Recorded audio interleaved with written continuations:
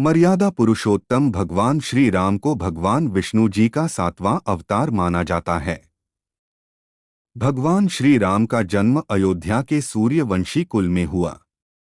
वे राजा दशरथ और उनकी पहली पत्नी माता कौशल्या के पुत्र थे। लक्ष्मण, भरत और शत्रुघ्न उनके भाई थे।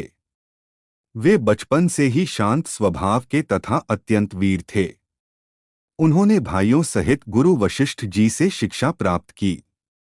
आदर्श शिष्य। एक बार ऋषि विश्वामित्र जी की तपोभूमि राक्षसों से आक्रांत हो गई। तब ऋषि विश्वामित्र के कहने पर भगवान श्री राम और लक्ष्मण जी ने तपोभूमि को राक्षसी ताड़का, मारीच और अन्य राक्षसों के उत्पात से मुक्ति दिलाई। उन्होंने राक्षसी ताड़का का वध किया और मारीच को पलायन के लिए मजबूर किया। आदर्श भाई। भगवान श्री राम आदर्श भाई थे। वे बड़े भाई के समान लक्ष्मण, भरत और शत्रुघ्न का हर मुश्किल में साथ और मार्गदर्शन करते थे। भाइयों का भी उनके प्रति अपार स्नेह था। भगवान श्री राम को 14 वर्ष का वनवास मिलने पर लक्ष्मण भी उनके साथ वनवास में गए। भरत ने राजपाट मिलने के पश्चात भी बड़े भाई श्री राम की चरण पादुका राजसिंहासन पर रखकर प्रजा की सेवा की। अत्यंत धैर्यवान। भगवान श्री राम अत्यंत धैर्यवान थे। अपनी सौतेली मां कैकेयी की आज्ञा का पालन करते हुए उन्होंने 14 वर्ष का वनवास सहर्ष स्वीकार कर लिया। राजकुमार होते हुए एक सन्यासी के समान जीवन व्यतीत किया। रावण द्वारा सीता माता का हरण करने के पश्चात भी उन्होंने धैर्य से उनकी खोज के लिए सही समय की प्रतीक्षा की। सदा मर्यादा, सत्य, दया, करुणा और सदाचार का पालन किया। इसलिए उन्हें मर्यादा पुरुषोत्तम कहा जाता है। उनके चरित्र की ऐसी अनेक विशेषताएं हैं जो उन्हें लोगों का आदर्श बनाती हैं। भगवान श्री राम का विवाह मिथिला नरेश राजा जनक ने अपनी पुत्री सीता का स्वयंवर समारोह आयोजित किया था। ऋषि विश्वामित्र भगवान श्री राम और लक्ष्मण जी को उनके स्वयंवर में अपने साथ ले गए। राजा जनक की शर्त थी जो वहां रखे भगवान शिव के धनुष पर प्रत्यंचा चढ़ाएगा, उसी से उनकी पुत्री सीता का विवाह होगा। महल में उपस्थित कोई भी राजकुमार या राजा उस धनुष पर प्रत्यंचा चढ़ाना तो दूर, उसे हिला तक नहीं सका। तब ऋषि विश्वामित्र की आज्ञा पाकर भगवान श्री राम ने जैसे ही उस धनुष को उठाकर उस पर प्रत्यंचा चढ़ानी चाहिए, धनुष टूट गया। इस प्रकार भगवान श्री राम और देवी सीता का विवाह संपन्न हुआ। आज्ञाकारी एवं आदर्श पुत्र राजा दशरथ वानप्रस्थ की ओर अग्रसर हो रहे थे। इसलिए वे अपने ज्येष्ठ पुत्र श्री राम को राज्यभार सौंपना चाहते थे। श्री राम के मृदुल स्वभाव तथा न्यायप्रियता के कारण अयोध्या की प्रजा भी उन्हें बहुत चाहती थी। परंतु श्री राम की सौतेली मां कैकेयी की दासी मंथरा ने यह कहकर कैकेयी को बहकाया कि वह राजा दशरथ की प्रिय रानी है, इसलिए उसके पुत्र भरत को राजगद्दी पर बैठना चाहिए। उसके बहकावे में आकर कैकेयी ने राजा दशरथ से 2 वरदान मांगे। कैकेयी ने राजा दशरथ की 2 बार जान बचाई थी, जिसके एवज में उन्होंने कैकेयी से किसी भी समय 2 वरदान मांगने का वचन दिया था। कैकेयी ने दासी मंथरा के बहकावे में आकर राजा दशरथ से 2 वरदान मांगे। पहला, उसके पुत्र भरत को राजगद्दी पर बैठाया जाए और दूसरा, श्री राम को 14 वर्ष का वनवास दिया जाए। श्री राम ने एक आदर्श पुत्र की भांति अपने पिता के वचन की रक्षा के लिए सहर्ष 14 वर्ष का वनवास स्वीकार कर लिया। देवी सीता ने एक आदर्श पत्नी का फर्ज निभाते हुए श्री राम के साथ वनवास काटा। श्री राम के भाई लक्ष्मण भी आदर्श छोटे भाई का फर्ज निभाते हुए उनके साथ वनवास में गए। आदर्श पति एक दिन वनवास के दौरान लंकापति रावण ने राक्षस मारीच को सुनहरे हिरण का रूप धारण कर वन में भेजा ताकि देवी सीता उसे देखकर मंत्रमुग्ध हो जाएं और श्री राम और लक्ष्मण जी को उनसे दूर कर वह देवी सीता का हरण कर सके। ऐसा ही हुआ।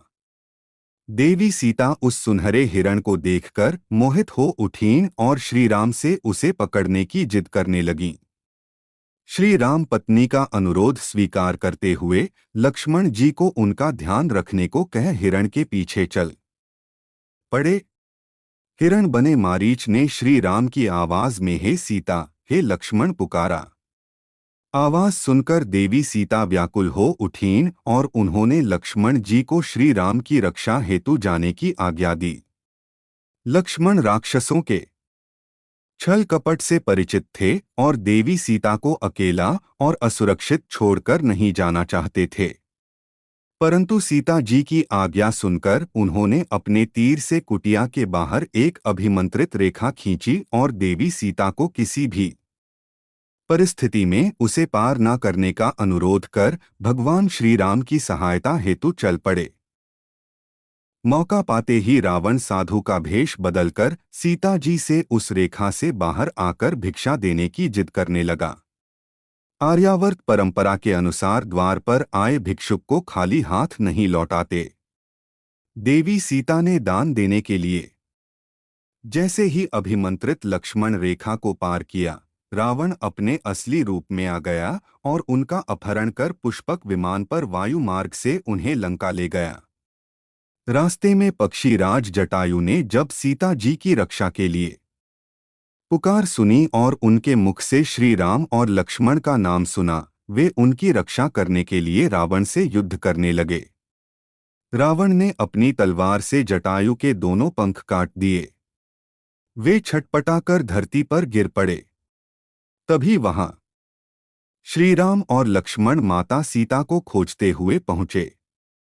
जटायु ने अपनी मृत्यु से पूर्व उन्हें माता सीता के बारे में सूचना दी। माता सीता की खोज में भटकते हुए उनकी मुलाकात उनके परम भक्त हनुमान जी से और सुग्रीव से हुई। भगवान श्री राम एक आदर्श मित्र थे। उन्होंने सुग्रीव से मित्रता की और उनकी सहायता का वचन दिया। उनके भाई बाली ने उनको राज्य से बलपूर्वक निकालने के साथ साथ उनकी पत्नी का भी हरण कर लिया था। भगवान श्री राम ने बाली का वध कर उन्हें उनका राज्य और पत्नी वापस दिलाए। इस प्रकार भगवान श्री राम ने आदर्श मित्र का कर्तव्य निभाते हुए सुग्रीव की सहायता की। उन्होंने अपनी शरण में आए हुए रावण के भाई विभीषण को अपनी शरण में लिया। हनुमान जी ने 100 योजन समुद्र लांघकर लंका में सीता जी की खोज की और उन्हें यह विश्वास दिलाने के लिए कि वे भगवान श्री राम के दूत हैं, उन्हें निशानी के लिए प्रभु श्री राम की अंगूठी दिखाई। उन्होंने माता सीता को बताया कि श्री राम उनको रावण की कैद से मुक्त कराने के लिए पहुंच चुके हैं। भगवान श्री राम ने हनुमान जी, सुग्रीव और वानर सेना की सहायता से समुद्र पर सेतु बनाया और लंका पहुंचकर रावण के साथ युद्ध कर उसका वध किया और माता सीता को उसकी कैद से मुक्त कराया। रावण का वध करने के पश्चात उन्होंने विभीषण को लंका का राजा बनाया। जिस दिन भगवान श्री राम ने रावण का वध किया, उस दिन विजयादशमी या दशहरे का पर्व मनाया जाता है, जो कि बुराई पर अच्छाई की जीत का प्रतीक है। वह और उसके पश्चात वे माता सीता और लक्ष्मण जी के साथ अयोध्या लौट आए। उनके अयोध्या आगमन की खुशी में पूरी अयोध्या नगरी में घी के दीपक जलाए गए। तब से हर वर्ष इस दिन पूरे भारतवर्ष में दीपावली का त्योहार बहुत धूमधाम से मनाया जाता है। भगवान श्री राम का राज्याभिषेक हुआ और वे अयोध्या के राजा बने। आदर्श राजा प्रभु श्री राम आदर्श पुत्र, भाई, पति, मित्र होने के साथ साथ न्यायप्रिय और आदर्श शासक भी थे। उनके शासनकाल में उनकी प्रजा बहुत खुशहाल थी। उनके शासनकाल में व्याप्त सुव्यवस्था के कारण आज भी रामराज्य का उदाहरण दिया जाता है। जय भगवान श्री राम। जय सीता मैया। कृपया लाइक, सब्सक्राइब और शेयर करें। धन्यवाद।